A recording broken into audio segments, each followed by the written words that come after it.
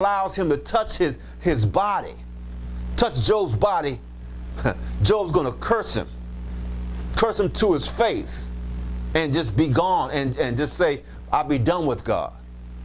But one thing devil didn't know. He doesn't know the relationship that God and Job had. And that's what the devil does to us. He tries to test our relationship with God through things, touching our body, different modes of operation that the enemy will try to do against us. And we can learn from Job right here. He goes on to say right here, he said, therefore the adversary went out from the presence of the Lord, and he afflicted him, Job, with severe sores from the sole of his foot to the top of his body. In some contexts, it says boils, ulcers, all these from the top of his head to the sole of his feet.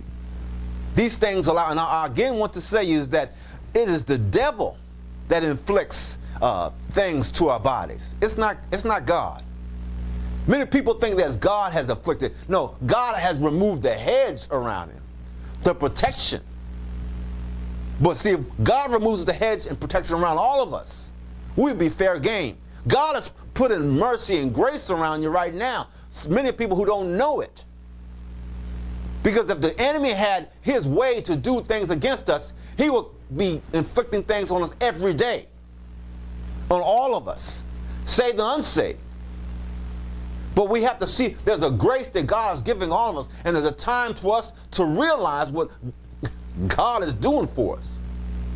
Come to grips, wake up, and see what God is doing. And he said, so he took a piece of broken pottery, which to scrape himself while he was sitting among the ashes. And when you think about a broken piece of pottery, and you know those are very sharp, but I don't know if you had when things are start to itch you and stuff like that. This is how bad the boils were. He needed to scratch. You know, sometimes you scratch something to relieve the pain, the itch. But this was so bad that he had to find a broken piece of pottery to scratch so it can relieve all that boils and all the hurt that he's feeling. And his wife said to him, now starts the test. Now he's already going through this situation that's attacking his body. But going through the situation now, it comes his wife that says, are you still maintaining your integrity? Curse God and die. Here's the first test. And these are the degrees of tests that we have to go through with God. Enemy is attacking our integrity. Will we hold fast? And when I think about the integrity, it's our values. The enemy wants to attack the values that we hold dearly. Those things that we hold close to our heart. And she says, are you still maintaining your integrity? And remember, that's part of the test. That's part of the test right here. He says, and God says in verse 3, he said, the Lord said to the adversary, have you considered my servant Job? There is none like him on the earth, a blameless and an upright man who fears God, who avoids evil, and who holds fast his integrity. God's looking for people to hold their integrity during the times right now. Hold their values, hold their morals. Sounds familiar today. Many people are losing their integrity. They're losing their values and morals and settling for things. Settling to compromise. Compromising their word. Compromising the things that they know that they came up with. That their families may have gave them the education on. And compromising for society. Compromising the integrity. I remember about Genesis chapter, matter of fact, Genesis chapter 14, verse 23. I'm going to go there real quick. We're going to see what Abraham was put forth a challenge for his integrity. Genesis chapter 14 and 23. And these are things that shows people's uprightness in the front side of God. Will you hold your integrity? Genesis chapter 14 and 23. As it reads. Now this is around the time of King Sodom. And Abraham had just released Lot. Had just rescued Lot. And it says right here in verse 22, but Abraham said to the king of Sodom, I have lifted up my hand to the Lord, God Most High, the possessor of heaven and earth, that I will take nothing that is yours, not a thread or a sandal, a strap, lest you say I have made Abram rich. See, right here, Abram was talking to the king of Sodom. And the king of Sodom wanted to give Abram some type of offering for rescuing them. But Abram said, I'm not going to take nothing from you, because he knew what Sodom represented, compromising his morality, his morals, because he knew what practices that they were performing, and he knew what they represented. And Abram said he was not going to sacrifice his integrity with his God. He said, the possessor of heaven and earth. I'm not going to sacrifice my relationship with God and take anything from you, compromising to the different moralities, the immoralities that they were performing. God's asking that to some of us today. Are we going to compromise our values and our integrity for the sake of society, or for the sake of people, or not being offensive to people? This is what God is asking. Are you going to give up your morals and your integrity? This is one of the things that Job would not give up. And the question lies also with us. Will we give up our morality for the sake of things, for the sake of status, of power? Many people give up for political power. They give up their integrity, their values, for the sake of having some type of power. God's asking, send it to some of us today. Many times when comes around election time, will we give up our morals and our values and our integrity for the sake of parties and different things like that? Or will we hold fast to what God has done for us and for who He is? That relationship. This is what Abram was presented with. He said, I wouldn't give you a lace of my sandals. I wouldn't take that from you, let alone any offering from you, because he realized what Sodom was about. And I'm not going to give that up for you. My relationship with God is more important to me. This is what Job was presented with. And this is crucial. In the very first book of the Bible, we see a thing where a person's willing to stand up for their integrity. And I'll remind you, this is the oldest book in the Bible. But Job held fast. He held fast his relationship, held fast his morals, and he trusted God. Even though, as we see right here, it started to attack his body. Now, do we hold fast to God when he starts to attack our body? And then we're going to see the challenge right here. The struggle that Job went through. The struggle that he went through when things attack our body. Do we give up on God? Do we start to curse God? Do we get mad at God? And think about why you're doing this. And he said right here, and he goes on to verse 10. He said to her, you talk like one of the foolish women talks. Will we indeed accept the good from God, but not accept the adversity? See, sometimes we may think that because we're saved, people who are saved or people who are believers of God think that we're not we're going to be immune to struggles, to hardships, to trials. He says right here, will we accept good from God but not accept adversity? Even when you're a believer, you're going to accept adversity. We see the struggles that Jesus went through. How he was, his own turned from him. Even his own disciples. People turned from him. People are going to turn from you because when you hold fast on what you believe in. And this is what Jesus did. He held fast to what he believed in. He believed in God. But sometimes suffering comes with that. There's punishment sometimes comes with that. Yes, sometimes you're going to suffer. But if your relationship with God, I remember one thing's about, let's say, in a marriage relationship, you can have good times and bad times. You have to press on. There's going to be a test. There are going to be pressures in life.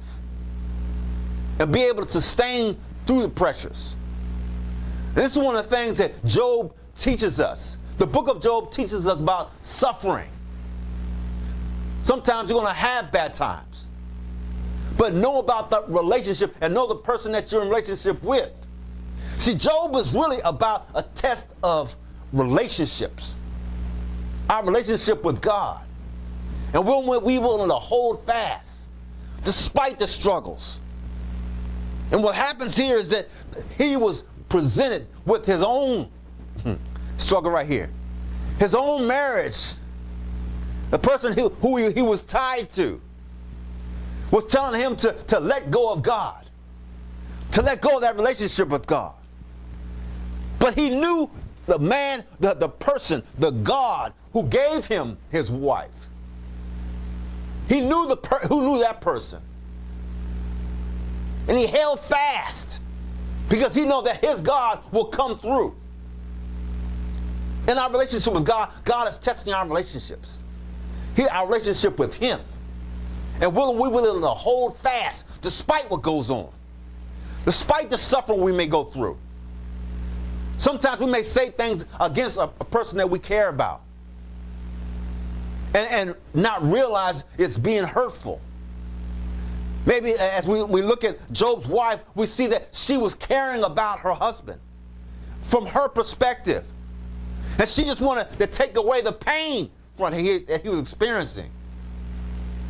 So we can't so much get mad at the woman, at his wife. She's looking at the pain and suffering that her husband's going through.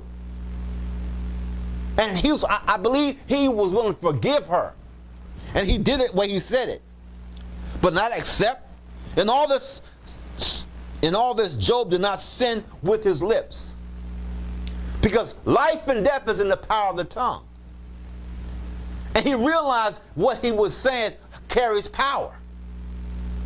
But he says right here, he did not sin with his lips. So there was a struggle with them right there. But it doesn't end there. And we see what happens here. Verse 11 starts his friends hear about what's going on. And they seek to comfort him. And they come, and it's verse 11. It says 3 of his friends heard about it, all this evil that come upon him. Each one came about from his own place. I'm going to skip down to verse 13. They sat down with him on the ground 7 days and 7 nights. See, this was the custom. And this is what we should be done many times with in a time a person's going through. Sometimes God will just have us just to be there and to listen. 7 days and 7 nights. No one was speaking to him at all because they saw that his pain was severe. Going through, just being there. Just being there at the time of struggle when someone's going through, that says a lot. Going through the pain, what they're seeing their pain, and just being there with them. But after all that happened, Job finally opened up his mouth. And through all the pain it was going through, he started to curse himself the day of his birth, he said. He said in chapter 3, verse 3, let the day perish in which I was born, and the night in which I was said, thy male child is conceived. As for that day, let it be darkness. Let God above not regard it, and not let light shine upon it. And let darkness and the shadow of death claim it, and let a cloud settle on it, and let the blackness of the day terrify it. Job started to question his birth, why he was born. And that's what happens when things hit us down to our soul. And this is what happened to Job right now. He's starting to question why he was born. Why am I going through all this? Mind you, he's not questioning God, but he's questioning himself. Why was all this happening? He said in verse 11, why did I not die at birth? Why did I not expire when I came out of my mother's womb? Struggles. This is the pain that Job was going through. This tells us the amount of how the boils and the sores were affecting him. Going through day and night, hour after hour, minute after minute, feeling all these things and just the pain that he was going through. But yet and still, he kept his integrity with God. But he's just questioning himself. And many times as things come upon us, our words to ourselves are more damaging than anyone else's words. Because those are the words, our own words should be able to build us up. And see, right now, Job should start really relying on God's power as opposed to himself. But as we're going through, we're thinking about ourselves because the pain and the suffering. And what suffering does, the longer we go through suffering, suffering brings something about in us. There's a patience. Because we're not sure how long this is going to last. Maybe this is going to take us to our deathbed, which is what Job thought. And he's thinking, why is he going through this? And the pressure, the anguish. Are you going through things today? Things that are making you suffer in your mind or on your body. To the point that you're willing just to give up on everything. This is what Job was. He can identify with you and I. We can identify with the pain and suffering. This is one of the reasons why Jesus went through the things, so he can identify with us of the suffering that he went through and how he was beaten. He was chastised. He was whipped. All these things he did for you and I. But why did he do all those things? Why was Job willing to go through all this? Why was he willing to go through that suffering and the pain? Why do we go through suffering and pain for God? Is it for the things? But is it for the love? The love, the love that he has for us. And we should have for him. See, this is what Job was going through. And his love lasted throughout this whole book. But we see what Job was going through. And the next test, in that same test with the struggle, with his friends, he starts to question himself. Our own words can be hurtful to ourselves. But then not only that, then his friends started to say, you must have done something wrong, Job. Maybe you're getting something for what you have done. Not realizing the test, what was going on. See, the test was about God and the devil. And God had offered up Job as a test, as a testimony, a statement that Job would hold fast. It wasn't something that we've done. And many times people think that they have done something wrong to warrant why they're going through pain. Many of you may be going through struggles right now, and you're thinking maybe you have done something. I want to remind you about a preacher. He said many times these trials, everything you're going through are opportunities. These are opportunities for growth. And many times we're going through these struggles, we don't know it's for growth. We're thinking we're doing these things are happening to us because we have done something wrong. God says, start to love yourself. And know that God loves you. And it's not God that's doing these things to you. Go back to this book. When you're going through struggles and trials, when you're going through things that are attacking your body, I'm going to remind you that it's not God doing it. It's the enemy. The first book, the oldest book in the Bible is letting you know that it's Satan that's doing this thing. It's not God. And to trust God through this time. He cares about you. He allowed these things to happen for a reason. Everything's for a reason. Many times things may come upon us because sometimes we know we've done certain things. Maybe going against God's laws, and things happen because we warranted those things. It brought upon ourselves. But when things happen, we have no control, and those things happen to us. And they come upon us. Don't be so quick to judge God. It's not God doing this. He's not the one inflicting the pain. He may remove the hedge, but there's something God's trying to do. See, with Jesus, there was the ultimate purpose. The ultimate purpose was for him to be our Savior. Redemption. And take all the things, our iniquities and all our things that we have done in our life. And to be a curse for us. He redeemed us from that curse of the law. And every sickness and every plague. All those things, that's the curses of the law, God, through Jesus, redeemed us from those things. But now what's going on with Job right here? He's going through all this. And it's suffering. And as you read the book of Job, it goes from chapter 3 all the way to chapter 31. And we see the discourses between Job's friends and himself. And Job starts to question them, and they go back and forth throughout that whole situation. And we'll find out that it's the words that these friends said were more damaging than anything else. More damaging than the suffering of the physical suffering that Job was going through. They always heard that the old term that says, sticks and stones may hurt my body, but words will never hurt me. I'll tell you right now, that's wrong. Words will hurt. And that's what Job was going through right now.